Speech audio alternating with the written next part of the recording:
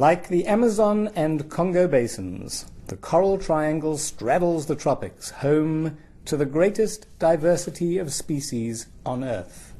It is vast in scale and contains more than 30% of all coral reefs on Earth and about 75% of all coral species. The reefs of the Coral Triangle have survived and thrived over millions of years. They are the fundamental bedrock of global coral diversity and the irreplaceable goods and services they provide. They are a global treasure and powerful sources of economic growth and social well-being.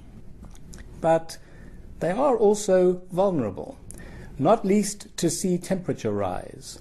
The last great El Niño in 1997 caused sea temperature rises unprecedented in modern times, leading to coral bleaching and mortality in places exceeding 90% of all reefs right across the globe, in a shocking preview of what the effects of climate change will be. In the following 2 years, scientists around the world asked and tried to answer the question, what are we going to do about all this dead coral? Many concluded that nothing could be done, that climate change would destroy reefs and the lives and livelihoods of millions of coastal dwelling people. Rod Salm, director of the Conservancy's Asia-Pacific Marine Program, was one of those scientists asking the question.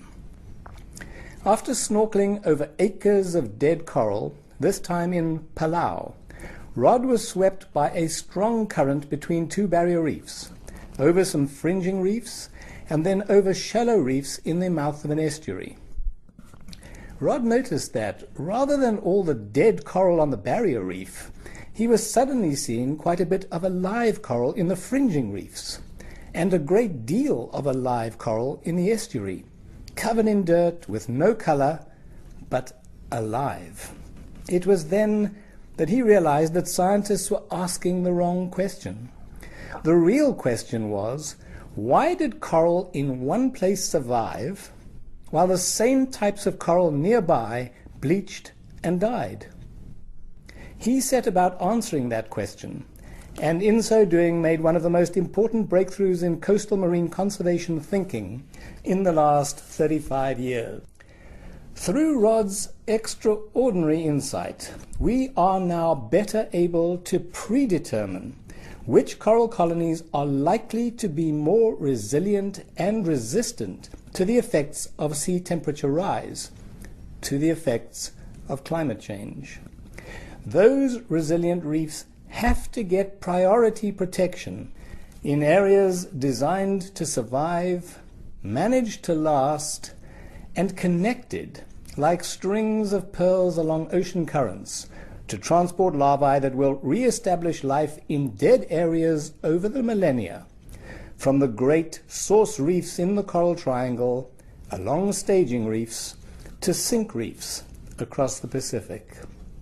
Equipped with this knowledge, the Conservancy is working across millions of square miles of the Pacific and Atlantic Oceans to apply this science in practice. Partners are putting the same principles to work all around the tropics. We are poised to achieve dramatically increased impact at scale. With adequate resources and working together with partners, we believe we can conserve 10% of the most diverse nearshore and shelf of the resources in the Coral Triangle in 10 years. Much remains to be done. But with your support, we can make a massive, tangible, and lasting contribution to conserving the greatest coral reef system on Earth and all the irreplaceable goods and services it provides to people.